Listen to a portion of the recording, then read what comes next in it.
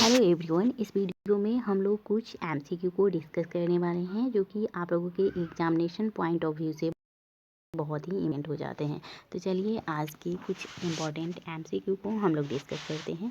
और देखिए, यह जो आप लोगों का चैप्टर है यह प्रोविजन एंड रिजल्ट चैप्टर का है और मैंने कुछ जो है वह इस चैप्टर का प्रीवियस में भी एमसीक्यू कराया है। अगर आप लोगों ने उस वीडियो को नहीं देखा है तो आप हमारे चैनल पर जाकर उस वीडियो को देख सकते हैं। तो चलिए आज की क्लास को हम स्टार्ट करते हैं। देखिए, सबसे फर्स्ट क्वेश्चन यहाँ पूछा जा रहा है कि संचय का निर्माण किया जाता है, यानी कि रिजर्व को कब क्रिएट करते हैं हम लोग। क्या यह रखने के लिए इसको बनाया जाता है, या फिर व्यवसाय की वित्तीय स्थिति की सुदृढ़ता के लिए इसे बनाया जाता है, या फिर जो हमारे अननोन लायबिलिटीज़ है उसकी हानि की पूर्ति के लिए बनाया जाता है, यानी कि वैसे दायित्व जो हमें पता नहीं है उनकी हानि की पूर्ति के लिए बनाया जाता है, या फिर उपरोक्त में से सभी। तो देखिए, जब हम रिजर्व का निर्माण करते हैं तो यह लाभांश की दर समान बनाए रखने के लिए भी करते हैं, वित्तीय स्थिति की स्थिरता के लिए भी करते हैं, और अज्ञात दायित्व एवं हानियों की पूर्ति के लिए भी करते हैं। तो इस तरह से इसका राइट ऑप्शन क्या हो जाएगा, ऑप्शन नंबर डी हो जाएगा। उसके बाद नेक्स्ट क्वेश्चन को देखिए। नेक्स्ट क्वेश्चन में कहा जा रहा है कि संचय बनाया जाता है, यानी कि रिजर्व जो है हम लोग कब क्रिएट करते हैं। ऑप्शन ए है कि लाभों से करते हैं, या फिर हानियों से करते हैं, या फिर संपत्तियों से करते हैं, या फिर दायित्वों से करते हैं। तो देखिए, संचय को हम लोग कब क्रिएट करते हैं, लाभों से इसको बनाया जाता है, यानी कि जब हमें प्रॉफिट होता है तो इसी प्रॉफिट से हम लोग क्या बनाते हैं, रिजर्व बनाते हैं। ठीक है, तो इसका राइट ऑप्शन हो जाएगा ऑप्शन नंबर ए।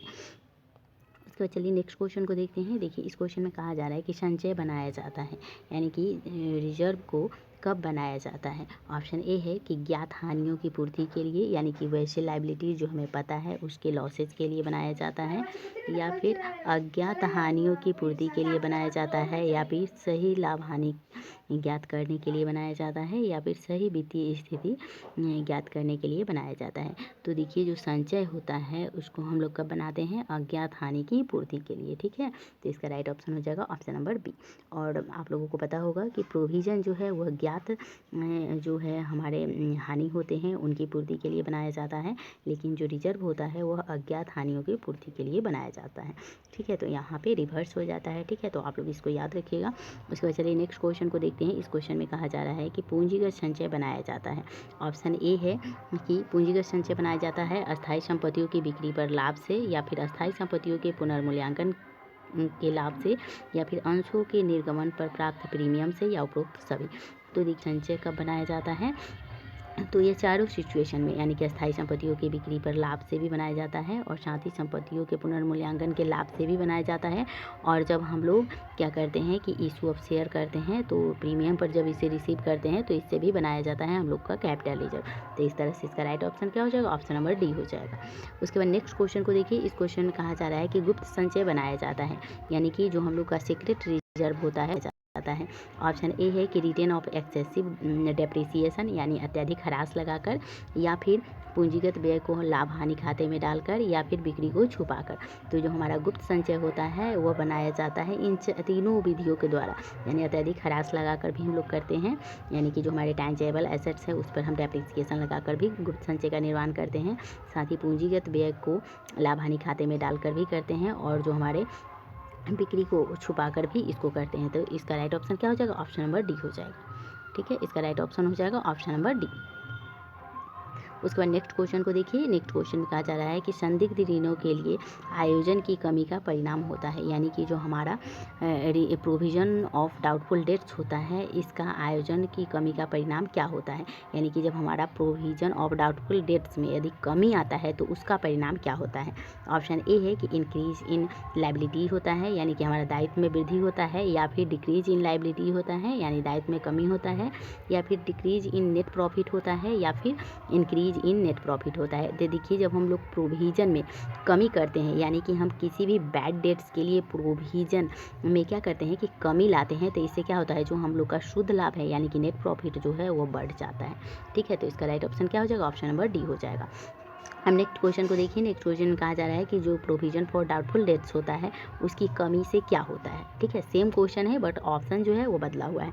अब देखिए, जब हम संदिग्ध ऋणों में यानी कि प्रोविजन बैड डेट्स के लिए प्रोविजन में जब कमी करते हैं तो इससे क्या होता है, शुद्ध लाभ में वृद्धि होता है, क्षमता में वृद्धि होता है, या फिर शुद्ध लाभ में कमी होता है, या फिर ये भी दोनों। तो देखिए, जब हम प्रोविजन जब बैड डेट्स के लिए जब हम प्रोविजन में कमी करते हैं यानी कि बैड डेट्स के लिए हम लोग प्रोविजन प्रोविजन के अमाउंट में कमी लाते हैं तो इससे क्या होता है, हमारा नेट प्रॉफिट बढ़ जाता है और साथ ही जो हम लोगों का इंक्रीज इन इक्विटी होता है यह भी बढ़ जाता है। ठीक है, तो इस तरह से इसका राइट ऑप्शन क्या हो जाएगा, ऑप्शन नंबर डी हो जाएगा। ठीक है, राइट ऑप्शन हो जाएगा ऑप्शन नंबर डी, ये भी दोनों।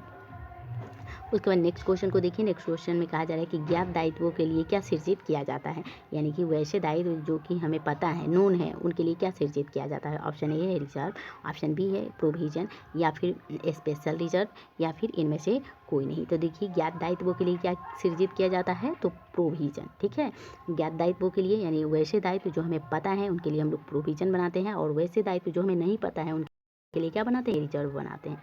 ठीक है, तो आप लोग ये दोनों याद रख लीजिएगा और यहाँ से इस तरह से क्वेश्चन भी बन सकता है। उसके बाद देखिए, पूंजीगत संचय का निर्माण किया जाता है। ऑप्शन ए है प्रॉफिट से, या फिर कैपिटल प्रॉफिट से, या फिर कैपिटल से, या फिर डी ऑप्शन है इनमें से कोई नहीं। तो देखिए, पूंजीगत संचय यानी कि जो हमारा कैपिटल रिजर्व होता है इसका निर्माण किया जाता है कैसे, कैपिटल प्रॉफिट से। ठीक है, तो इसका राइट ऑप्शन हो जाएगा ऑप्शन नंबर बी। उसके बाद नेक्स्ट क्वेश्चन को देखिए। नेक्स्ट क्वेश्चन में कहा जा रहा है कि प्रावधान शब्द समानता इंगित करने के लिए प्रयुक्त होता है। तो क्या इंगित करने के लिए प्रयुक्त होता है, तो ह्रास यानी डेप्रिसिएशन, लॉसेस, या फिर लाभ, या फिर जो आप लोगों का है इनमें से कोई नहीं, यानी कि नन ऑफ दिस। तो देखिए, जो हम प्रोविजन शब्द है वह हानियों को इंगित करने के लिए प्रयुक्त करते हैं, क्योंकि बैड डेट्स के लिए हम लोग इसको करते हैं, बैड डेट्स के लिए तो प्रोविजन करते हैं। और बैड डेट्स क्या है, हमारे डूबी हुई पैसा है, यानी कि वैसा पैसा जो हमें प्राप्त नहीं हुआ है उनके लिए प्रोविजन करते हैं। तो प्रोविजन एक तरह से क्या हमें डिनोट करता है, एक तरह से लॉसेज को डिनोट करता है। ठीक है, तो इस तरह से इसका राइट ऑप्शन हो जाएगा ऑप्शन नंबर आप लोगों का बी हो जाएगा इसका राइट ऑप्शन। उसके बाद नेक्स्ट क्वेश्चन को देखिए। यहाँ 25 क्वेश्चन है। इसमें कहा जा रहा है कि जो हमारा रिजर्व होता है वह क्या है, क्या यह करंट लाइबिलिटीज़ है, या फिर यह ओनर इक्विटी है, या करंट एसेट्स है, या इनमें से कोई नहीं। तो देखिए, जो हम लोगों का रिजर्व होता है वो करंट लाइबिलिटीज़ नहीं है, करंट एसेट्स भी नहीं है, यह ओनर इक्विटी एक तरह से होता है। ठीक है, तो इसका राइट ऑप्शन क्या हो जाएगा, ऑप्शन नंबर बी हो जाएगा। उसके बाद नेक्स्ट क्वेश्चन को देखिए। इस क्वेश्चन में कहा जा रहा है कि पूंजीगत प्राप्तियों से उत्पन्न संचयों को क्या कहा जाता है, यानी कि वैसे संचय जो हमें पूंजीगत यानी कि कैपिटल रिसिप्ट से प्राप्त हुए हैं उनको क्या कहा जाता है। ऑप्शन ए है कैपिटल रिजर्व कहा जाता है, या फिर रिजर्व फंड कहा जाता है, या फिर रेवेन्यू रिजर्व कहा जाता है, या नन ऑफ दीज कहा जाता है। तो देखिए, पूंजीगत प्राप्तियों से उत्पन्न जो संचय होता है यानी कि कैपिटल रिजर्व रिसिप्ट से जो क्रिएट किया गया रिजर्व होता है उसको हम लोग बोलते हैं कैपिटल रिजर्व। ठीक है, तो इसका राइट ऑप्शन हो जाएगा option number A. I hope कि आपको समझ में आया होगा। और देखिए, यह आप लोगों का आज यह जो पूरा चैप्टर था प्रोविजन एंड रिजर्व का, मैंने जितने सारे एमसीक्यू यहाँ से बन सकते थे सारे करा दिए हैं। तो अगर आप लोग नहीं देखे हैं उस वीडियो को तो उस वीडियो को फिर इस वीडियो को देखिए, और आप लोगों का इस तरह से ये सारा जो ये चैप्टर जो है प्रोविजन एंड रिजर्व का वो रिवाइज हो जाएगा। ठीक है, तो अब नेक्स्ट वीडियो में आप लोगों के लिए जो भी इंपॉर्टेंट चैप्टर होगा उसके एमसीक्यू लेकर आएंगे, जिससे आप लोगों का पूरा जो चैप्टर है वो रिवाइज हो जाए। तो मिलते हैं हम नेक्स्ट वीडियो में, तब तक के लिए थैंक यू वेरी मच।